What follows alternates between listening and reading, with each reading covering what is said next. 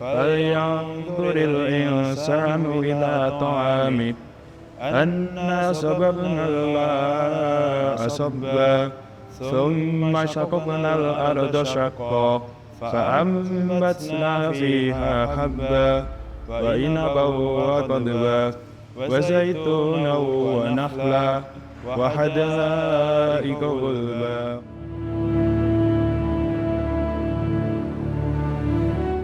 Dari ruang tafakur, manusia merenung, menghayati setiap nikmat yang turun dari langit dan tumbuh dari bumi. Namun, tafakur tak berhenti di hati. Ia mengalir menjadi niat, lalu bergerak menjadi usaha.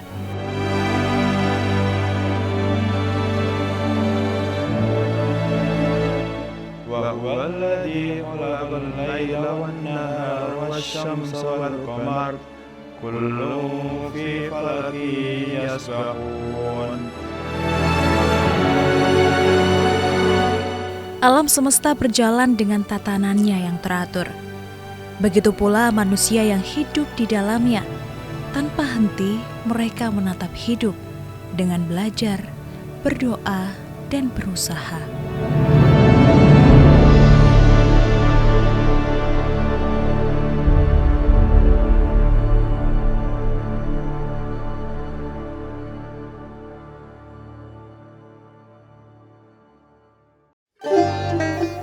Layaknya Pomosda, sebuah pesantren yang menata tafakur dan usaha dalam satu harmoni.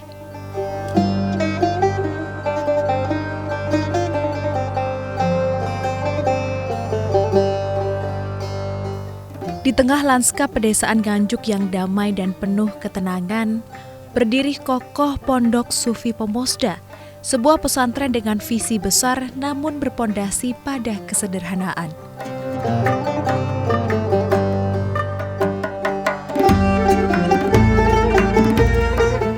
Di bawah asuhan Romo Kiai Tanjung, pondok ini telah berkembang menjadi ekosistem mandiri yang menyinergikan nilai-nilai spiritualitas sufistik dengan pemberdayaan ekonomi berbasis pesantren.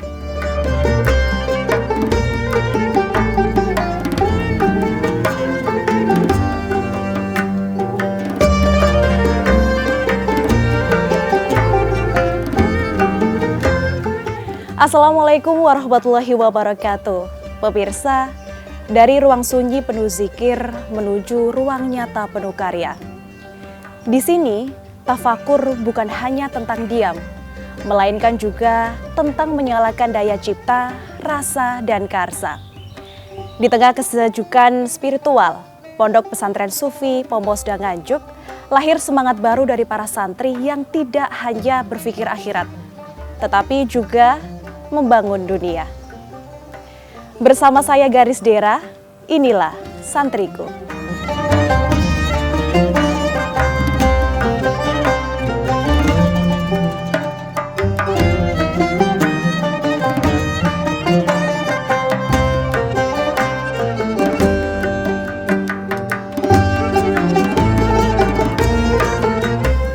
Di balik sunyi lantunan zikir para santri, Pondok Sufi Pomosda berdiri bukan hanya sebagai pesantren, tetapi juga sebagai lembaga pendidikan terpadu.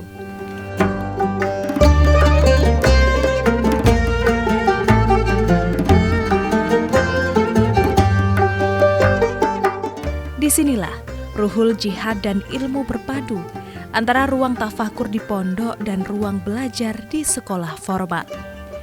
Para santri Pomosda tak hanya mengkaji kitab dan berlatih zikir, mereka juga menempuh pendidikan sekolah dari tingkat dasar hingga perguruan tinggi.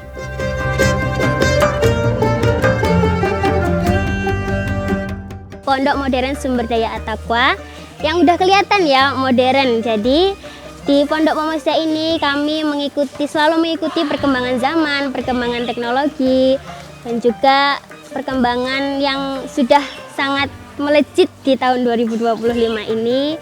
Juga kita nggak cuman melulu ngaji ya, tapi diimbangi dengan mengasah keterampilan, mengasah skill seperti itu. Di sini, kurikulum umum dipelajari tanpa meninggalkan dasar-dasar keislaman, sedangkan nilai-nilai pesantren tetap menjadi fondasi pembentukan akhlak.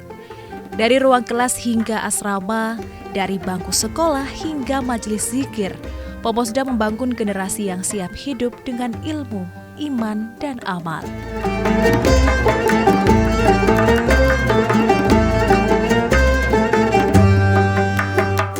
Mengacu dari petunjuk Romo Kiai Tanjung selaku pengasuh, pengomong Pondok Pesantren Pomosda, visi yakni kecakapan hidup atau life skill yang merefleksikan nilai-nilai keberagamaan, yakni ad-dinul haq, ad-dinul khalis, ad-dinul qayyim, dan ad-dinul hanif, dengan jiwa al-fakir, yaitu kebutuhan yang kuat dalam penghambaan kepada Allah, dengan memberdayakan dan mengoptimalkan potensi diri melalui ilmu pengetahuan dan teknologi, wawasan, pengetahuan, dan keterampilan, serta jiwa entrepreneur, didasarkan atas kebutuhan mendekat kepada dirinya Tuhan, Zat yang al-ghaib, yang Allah namanya, guna memahasucikan keberadaannya atas realisasi kesadaran pembelajar. Adapun misinya, yakni terbentuknya kesadaran, tahu diri, beradab, berpengetahuan, dan terampil dalam atmosfer kehidupan mahabbah birohillah, habit pembelajar.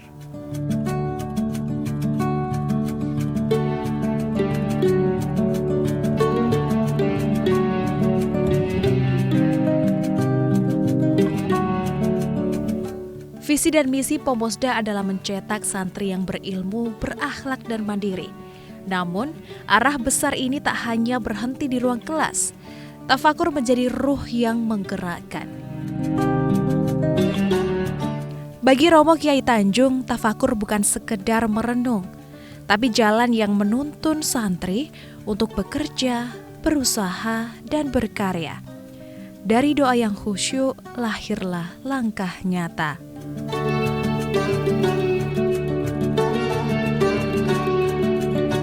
Tafakur kalau kita mengacu pada satu kalimat bahwa ya ayyuhalladzina amanu, ada satu penekanan Tuhan kepada kita. Itu adalah wal tangdur nafsu maqaddamat ligot. Kita untuk mencermati kehidupan kita terkait dengan masa depan kita. Perhatikan keadaan jiwamu, kondisi saat ini, fakta, iman kepada hari akhir, yu'minu billah wal yaumil akhir. Yu'minu billah wal yaumil akhir. Iman kepada Allah dan iman kepada hari akhir. Jadi persiapan untuk lihodin ke depan itu ada dua dimensi. Satu dimensi kehidupan masih kita di dunia ini. Yang kedua dimensi meninggal dunia, mati. Bagaimana saat kita meninggal dunia itu menyatakan selamat, kita mengatakan surga. Jannah itu kan intinya jannah. Itu pada saat di dunia uzliwatul jannah lil mu'minin. Realisasi jannah itu harus diwujudkan di surga. Sinkronnya otak, sinkronnya keterampilan, sinkronnya batin. Itu adalah surga. Kalau lidah atau lisan ini itu menyatu dengan minuman yang komposisinya itu pas antara air, marasake, AKT, katakanlah demikian, gula, kemudian ternyata rasanya itu ada nikmat di dalam lidah, itu ada keindahan, maka ini cocok. Kemudian ini juga cocok bagi tubuh, bagi kesehatan. Maka itu sesungguhnya adalah bagian dari elemen kesurgaan. Surga begitu. Nah disinilah yang disebut dengan tafakur. Perhatikan bagaimana nasib jiwamu ke depan. Satu, kita membekali dalam pengertian tafakur itu. Kemudian yang terbentuknya jiwa yang kokoh itu adalah tidak hanya konsep dan materi berkaitan dengan masalah tapi juga berkaitan dengan realisasi realitas mandiri supaya bisa produktif, bisa berbudidaya, sehingga pada saat orang itu dapat menikmati melakukan budidaya dan produktif, itu bukan sebagai beban semata-mata ekonomi, akan tetapi bahagia dengan menjalankan budidaya dan produktif itu karena menjalankan tugas suci Tuhan, memberdayakan otaknya, memberdayakan keterampilannya, karena ini perintah Tuhan. Itu kebahagiaan. Itu Mbak. Jadi itulah tafakur, makanya dikatakan awalam yatafakaru fi anfusihim. Cermati tentang kejadianmu dan kejadian-kejadian di sekitarmu untuk memunculkan, menampakkan kedamaian, ketantraman hidupmu. Tafakuri dirimu yang berada di dalam jiwa, dirimu yang berada di dalam hatimu, untuk dapat menggerakkan kehidupan yang manfaat dan berfaedah.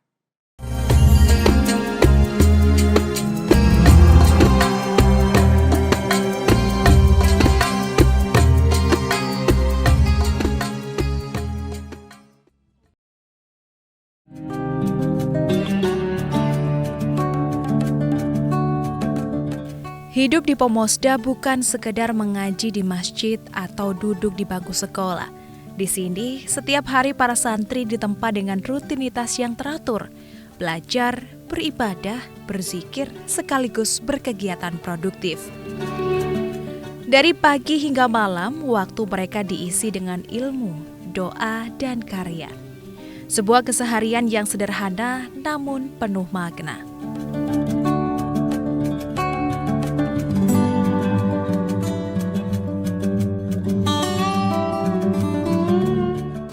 Dari pagi itu pastinya bangun pagi dengan semangat, lalu mengambil wudhu, sholat subuh, lalu mandiri produktif, bersiap-siap untuk sekolah.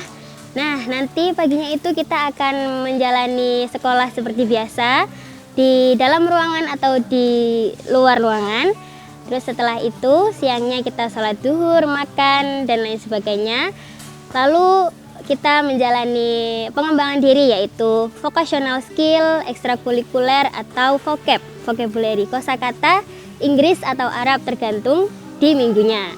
Lalu sorenya kita menjalani mandiri produktif. Setelah itu bersiap-siap mandi untuk sholat maghrib. Setelah sholat maghrib, malamnya baru kita mengaji Al-Quran atau kitab. Nah, setelah sholat isya kita akan mengisi refleksi dari kegiatan yang hari ini dipelajari. Jadi kita menulis di buku, merefleksikan kegiatan hari ini, seperti itu.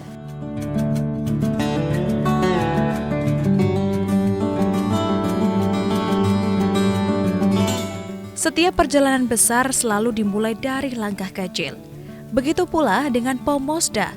Pondok ini tak langsung menjadi besar dan produktif seperti hari ini, tapi dimulai dari mimpi sederhana bagaimana pesantren bisa mandiri tanpa bergantung. Dari ruang tafakur, para santri diajak bukan hanya mengaji, tapi juga berpikir dan bertindak. Pada saat kita awal, memang kita sempat di dalam masyarakat kita, lingkungan kita, bahkan wali santri, itu sempat ada ungkapan-ungkapan jargon begini, jok begini. Iki pondok atau perusahaan. Kemudian bahkan kita juga sempat mengalami skeptisitas dari masyarakat, wali santri, karena sempat mengira bahwa anaknya itu dieksploitasi, dikerjakan begitu. Yang padahal ini kan untuk membangun pengalaman, pengkayaan kerja. Kemudian anak-anak santri itu pun dijadwal secara rutin seminggu hanya sekali, dan yang kedua itu pun giliran. Artinya minggu ini itu adalah katakanlah membungkus produk ini, minggu depan produk ini, ketika produk ini kan begitu, pertanian, perikanan, filet kan. Produk pertama yang kita pasarkan ke masyarakat itu adalah kedelai sama Marasake Kedele sama Marasake Kacang Hijau.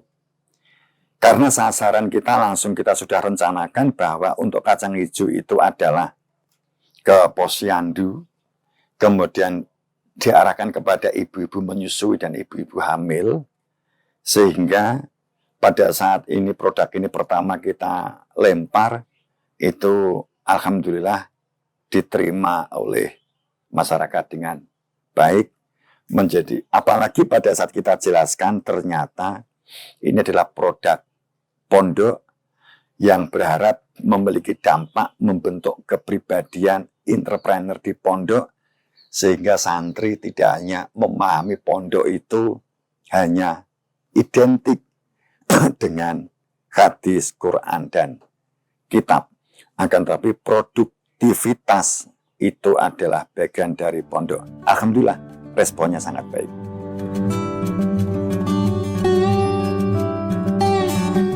Berbekal keyakinan, kesederhanaan, dan keberanian, pondok mulai melangkah ke dunia usaha. Bukan sekedar berdagang, tapi membangun ekosistem yang mendidik, memproduksi, dan menghidupi. Dan dari santri lahir produk, dari produk lahir dampak, dan dari dampak lahir perubahan.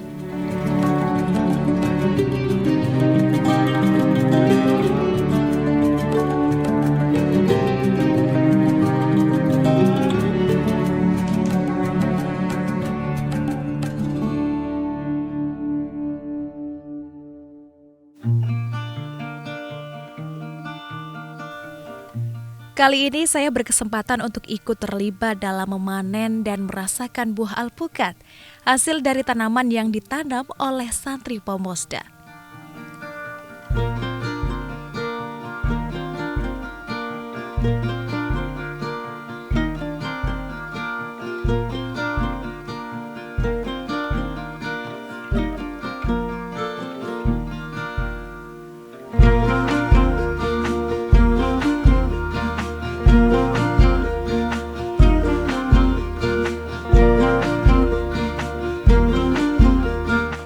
Rasanya cukup manis, berdaging tebal, dan enak dinikmati sebagai pengganti nasi di pagi hari.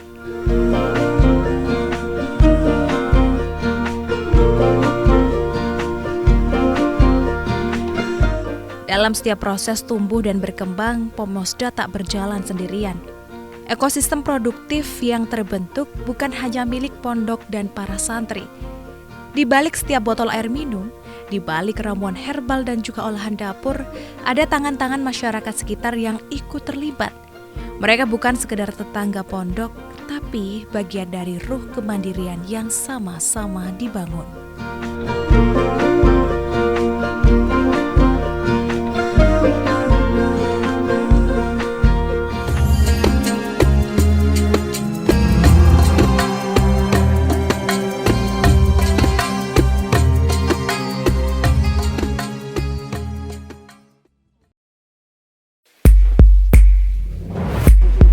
Rujak cingur adalah makanan khas Jawa Timur, dibuat dengan bahan kacang tanah, bawang goreng, garam, cabai rawit, gula merah, petis, pisang klutuk, air asam jawa, kacang panjang, kangkung dan tauge, tempe, tahu, cingur, lontong, timun, belimbing, nanas, bengkoang.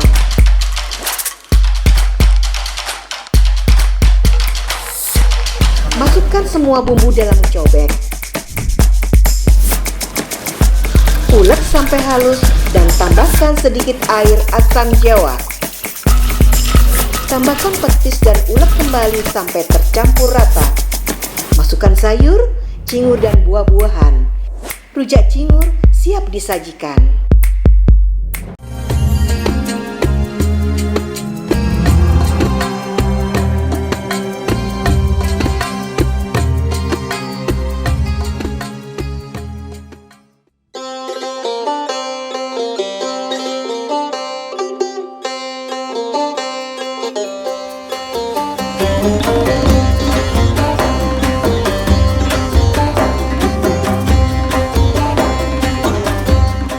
Dari tangan santri yang terampil dan bimbingan para guru yang tulus, lahirlah produk-produk unggulan Pomosda yang kini tak hanya dikenal tapi juga dipercaya pasar.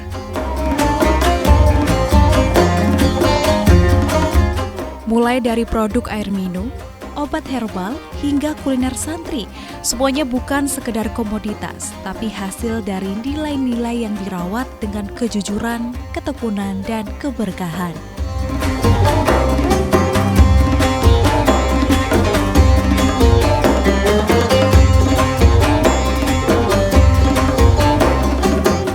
Program OPOP hadir sebagai penguat arah, mendampingi, membuka akses dan mendorong agar usaha santri tidak berhenti hanya sebagai latihan, tapi menjadi jalan hidup yang berkelanjutan.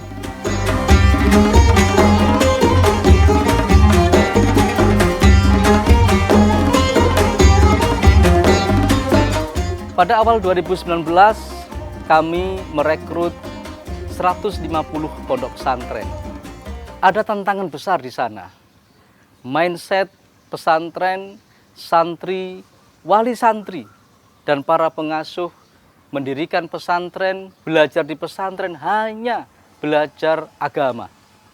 Maka ketika pesantren tiba-tiba muncul sebagai lembaga yang tidak hanya mengajarkan agama, tapi juga mengajarkan kewirausahaan, muncul sebagai lembaga yang tidak hanya berperan di dalam pendidikan dan dakwah, tapi juga sebagai lembaga yang berperan di bidang pemberdayaan masyarakat, maka pergeseran paradigma inilah yang menjadi tantangan awal, mindset.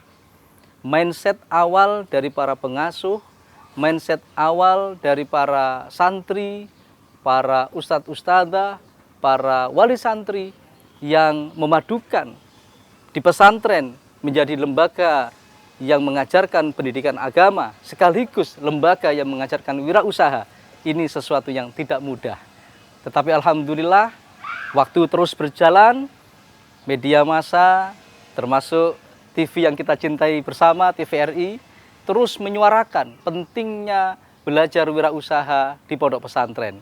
Saat ini di tahun 2025 sudah ada 1.420 pondok pesantren yang tergabung dalam program OPOP Jawa Timur dari 7.345 pondok pesantren.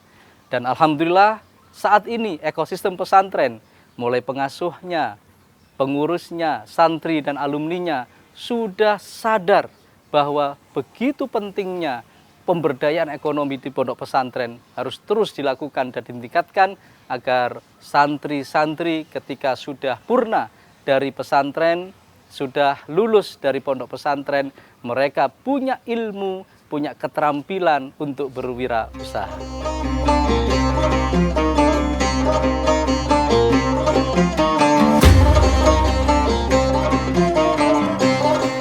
Tujuan awal OPOP lahir adalah menggerakkan pesantren agar mandiri dan berdaya saing. Kini, manfaat itu mulai dirasakan langsung oleh berbagai lapisan pondok itu sendiri. Unit usaha tumbuh, produk pesantren dikenal, dan santri mendapat ruang belajar yang nyata. Sebuah sinergi yang tidak hanya memperkuat ekonomi pondok, tetapi juga meneguhkan peran pesantren di tengah masyarakat.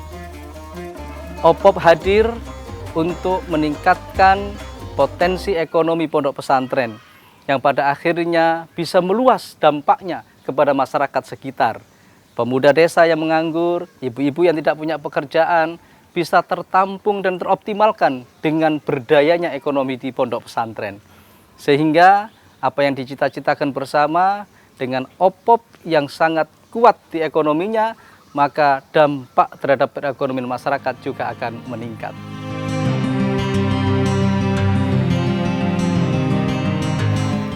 Manfaat OPOP tak hanya dirasakan oleh pondok, tetapi juga oleh para santri setelah mereka lulus. Dengan bekal ilmu, keterampilan, dan pengalaman berusaha di pesantren, banyak alumni kini mampu berdiri mandiri. Mereka menjadi wirausahawan, membuka lapangan kerja, dan membawa nama pesantren ke tengah masyarakat.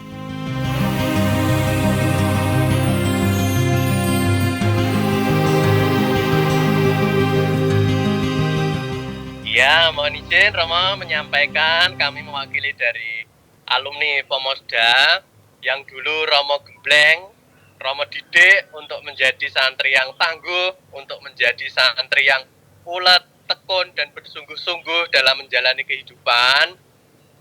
Setelah ternak ayam petelur, Romo, dari yang pertama kali itu 500 ekor, kemudian sampai sekarang 5.000, Romo. Jadi masyarakat sekitar sini itu dapat akses yang lebih terhadap produk segar dan sehat yang berupa telur, Romo.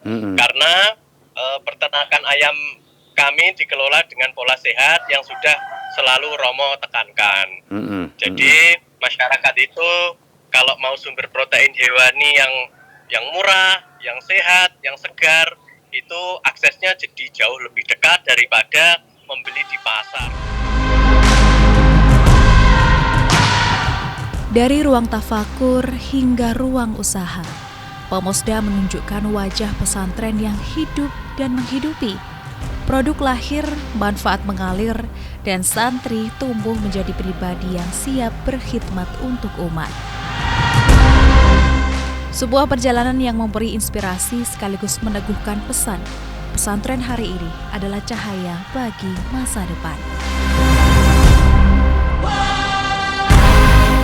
Dari lantunan doa di ruang tafakur hingga keburu semangat di ruang usaha, kita menyaksikan bahwa menjadi santri berarti terus bergerak dalam cahaya.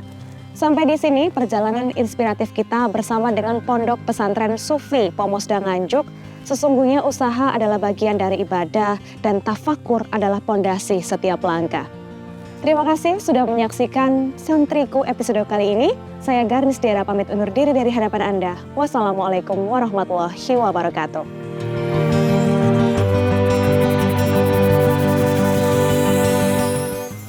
Wa ila samud akhahum salihah qala ya qaumi ibudullaha ma lakum min ilahin ghairuh wa ansha'akum minal ardi wasta'marakum fiha fastaghfiruhu summa tubu ilaihi inna rabbi qaribun mujib.